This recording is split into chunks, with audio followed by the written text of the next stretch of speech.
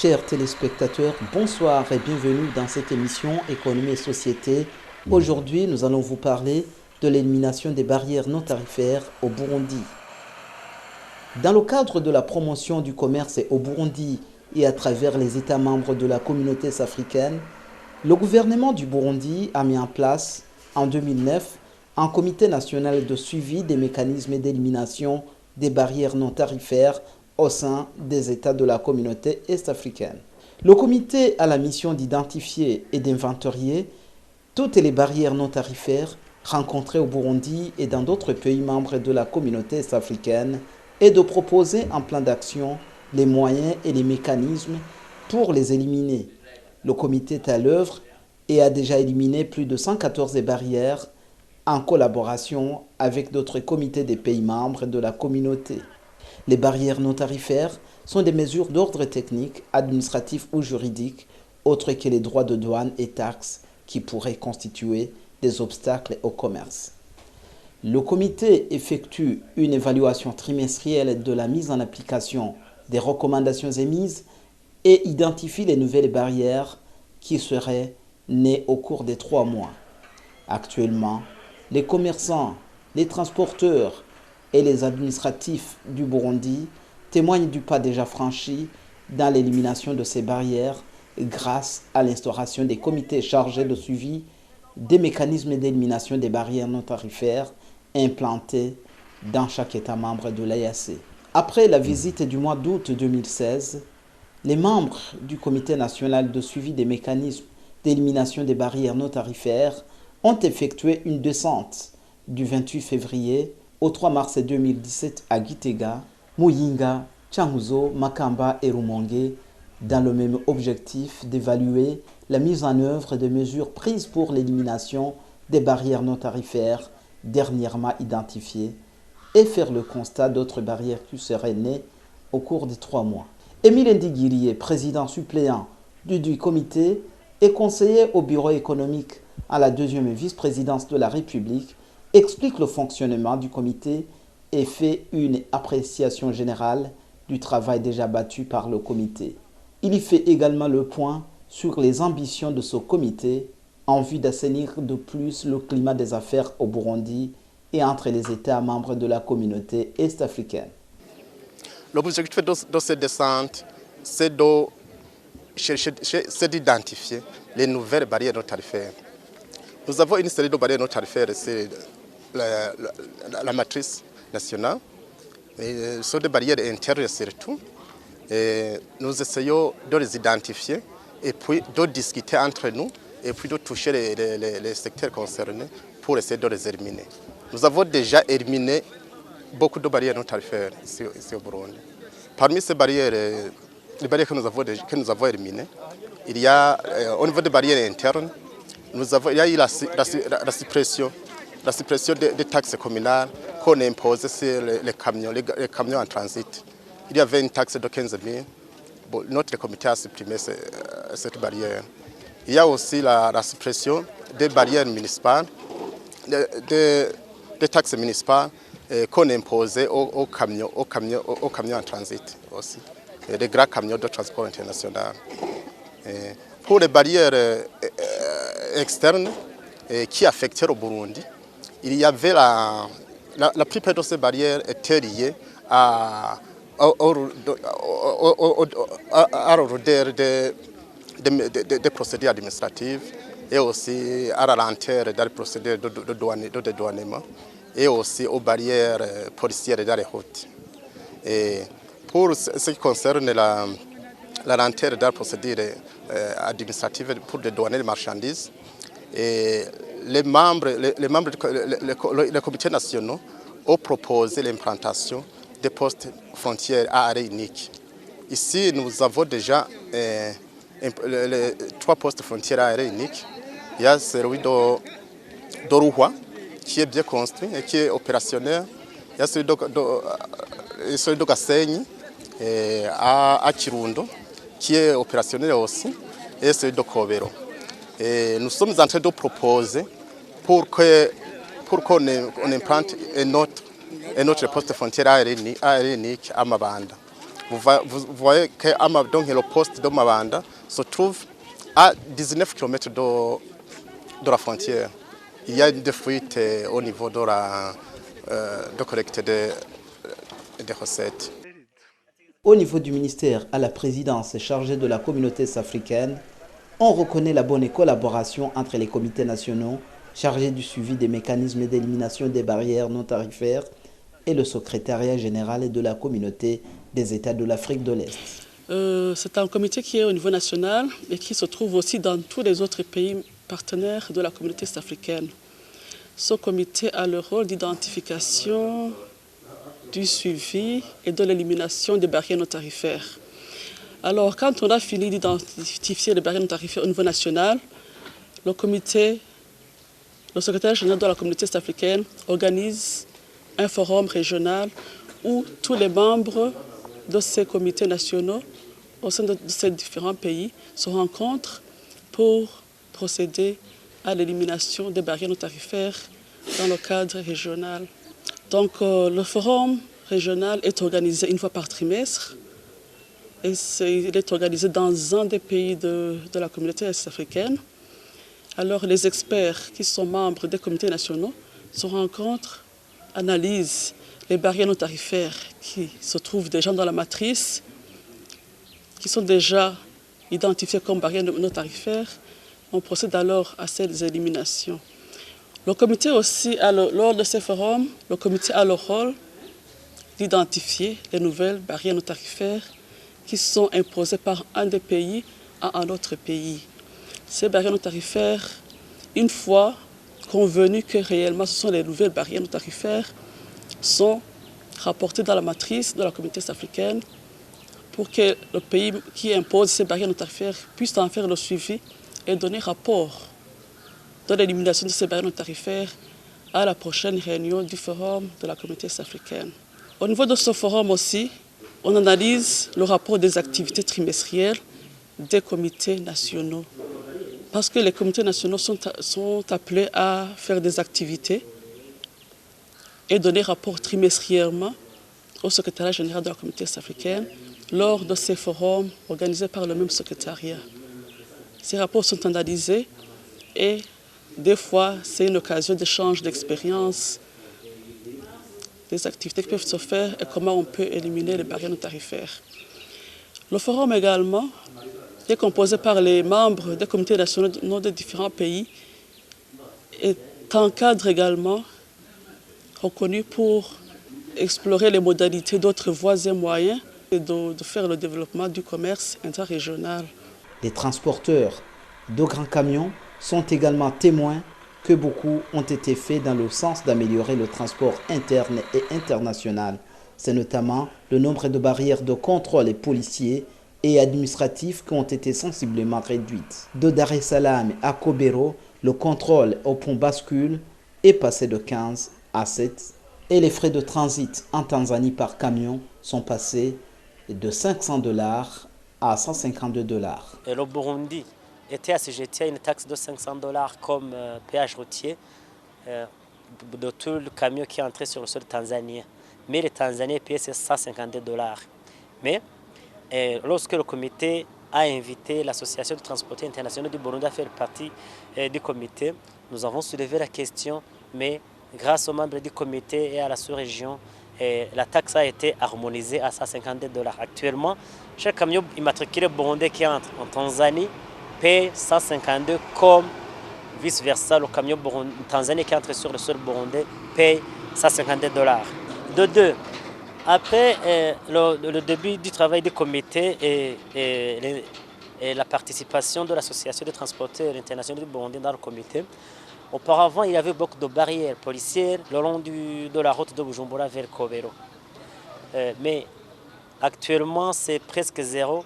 La police n'arrête plus les camions dans la route, à moins qu'il y ait un problème technique, surtout s'il y a des montagnes qui tombent dans les routes, ou bien s'il y a un problème de sécurité là-bas, la police arrête les camions. Et en plus, et vous voyez vous-même ici sur la frontière, avec le comité, Et le comité a demandé la diminution des procédures sur les frontières. Vous voyez, si vous avez vu ici, là-bas ici sur la frontière de Kobero, il y a le poste frontalier à arrêt unique. Le poste frontalier à arrêt unique, c'est-à-dire il y a les autorités tanzaniennes qui s'assoient tout près des autorités burundaises afin de faciliter les formalités de sortie et d'entrée des marchandises sur le sol burundais et vice-versa en Tanzanie. L'autre chose que le comité a fait, c'est qu'auparavant, les camions devraient s'arrêter sur les deux frontières. Mais actuellement, si un camion quitte Bujumbura ne s'arrête plus ici à Kobero, mais doit s'arrêter à Kabanga en Tanzanie, même vice-versa pour le camion qui vient de la Tanzanie qui est en entrant au Burundi. C'est la même chose. Et autre chose, ça c'est au niveau du pays. L'autre chose, au niveau du pays que le comité a fait, le comité a supprimé la taxe communale qu'on imposait aux camions qui font le transport international. Actuellement, les camions qui font le transport international ne sont pas assujettis à cette taxe. L'autre chose que le comité a fait, il a essayé de poursuivre tout intervenant dans le transport, tout intervenant dans la livraison des marchandises afin de diminuer le temps.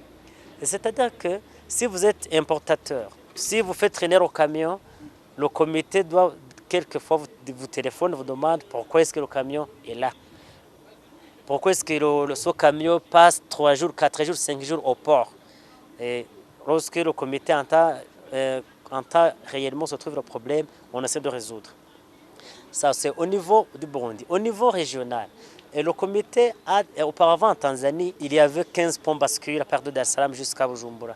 Mais actuellement, les ponts bascules ont été réduits à 7. Nous sommes toujours sur le travail, et nous essayons de les diminuer jusqu'à 3. Les chauffeurs des camions effectuant de longs trajets reconnaissent également que beaucoup de choses ont été effectuées en vue de réduire, voire même supprimer les procédures de déclaration en lieu de transit. Suivez Issa Mabati, rencontré à Kobero. Il est le président des transporteurs de camions longue distance. La situation s'est améliorée, même si on ne peut pas dire que tout va très bien.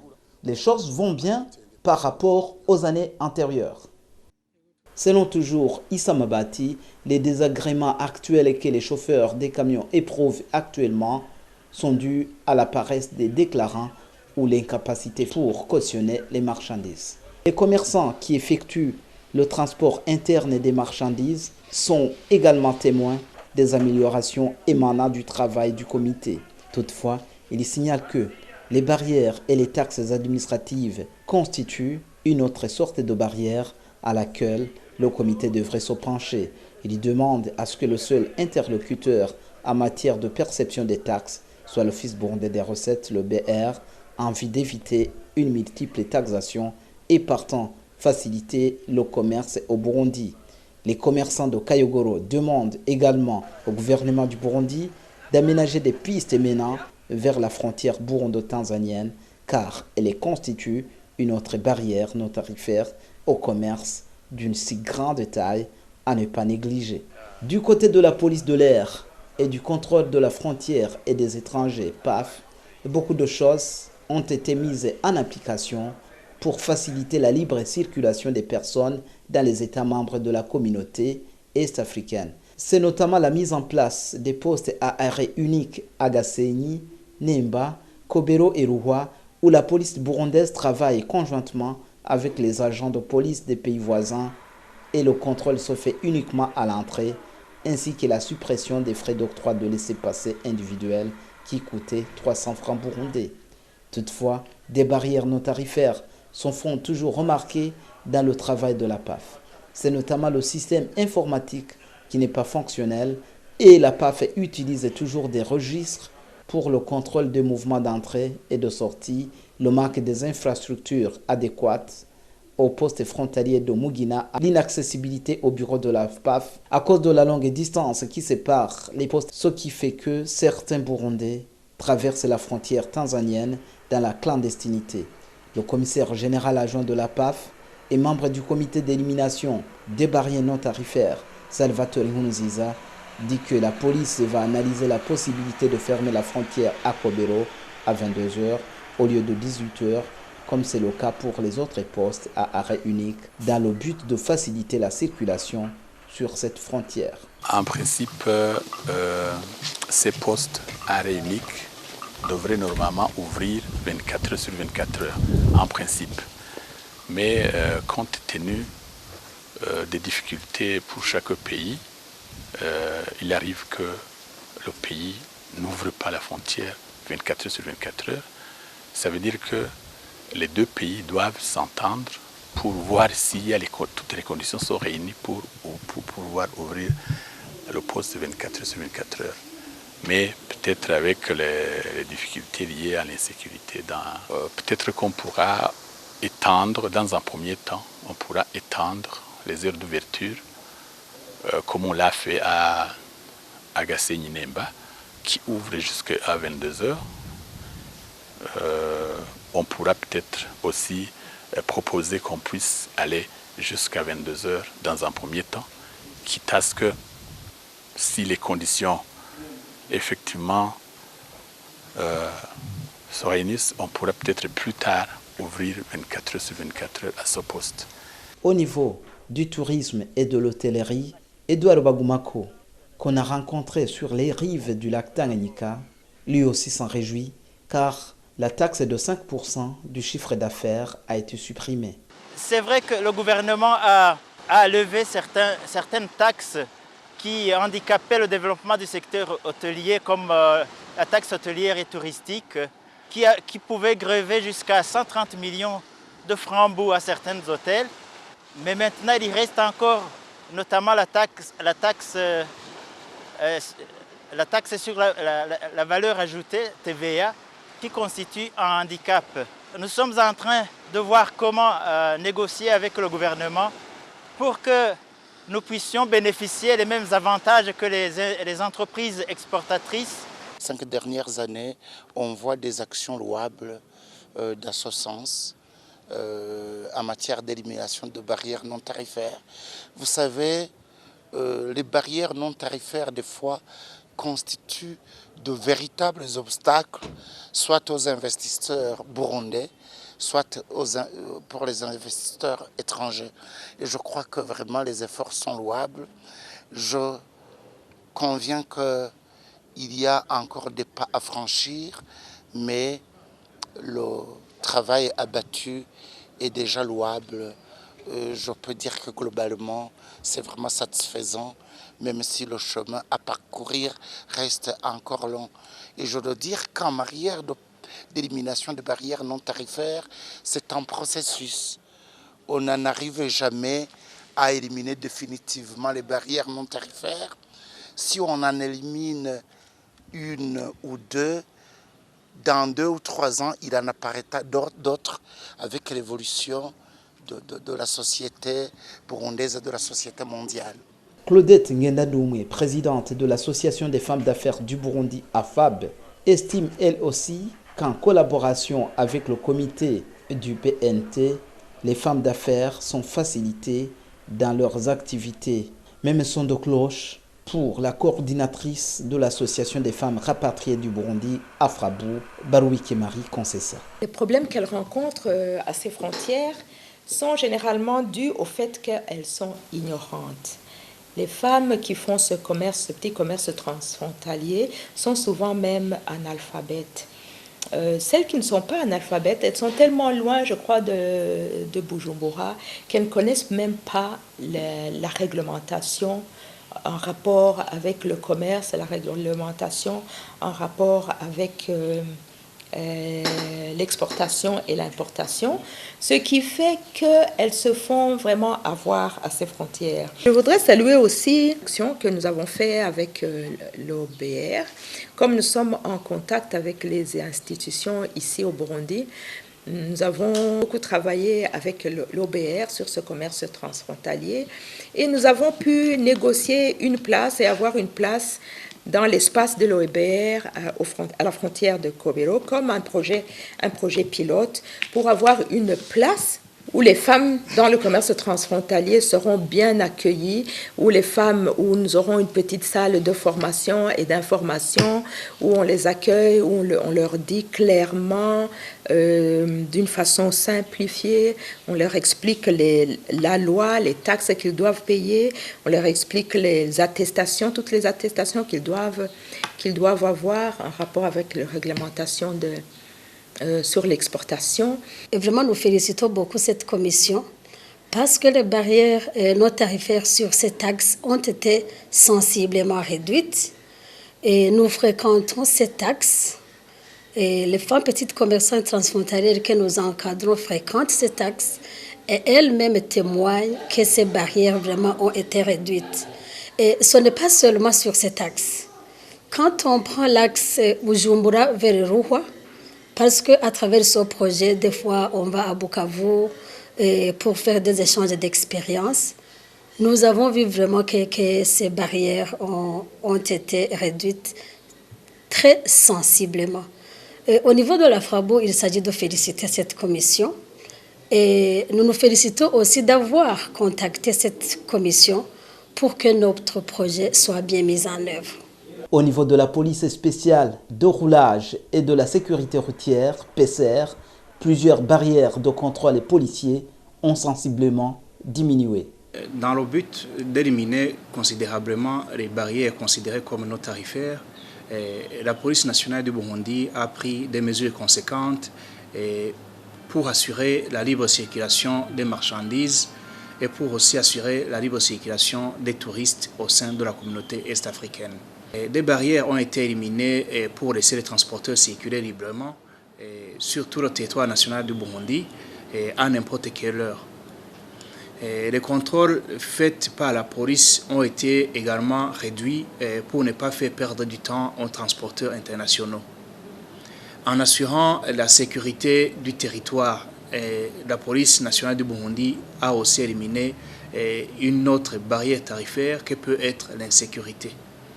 En grosso modo, nous remarquons que les usagers de la voie publique, donc, qui sont des transporteurs internationaux, sont satisfaits de l'amélioration des conditions de circulation sur le territoire national, puisqu'ils ne sont plus donc ils ne subissent plus beaucoup de tracasseries liées au contrôle fait par la police.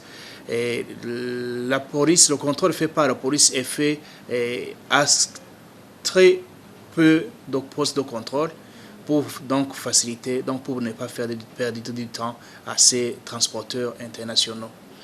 Nous profitons de cette occasion pour communiquer aux touristes et à toutes les personnes impliquées dans le tourisme que pour assurer la libre circulation des touristes, ceux-ci devraient s'adresser aux agences de tourisme pour leur procurer des véhicules qui sont identifiables, qui sont facilement identifiables de façon que tout policier ou toute autre personne chargée du contrôle sur la voie publique puisse savoir que ces véhicules transportent des touristes.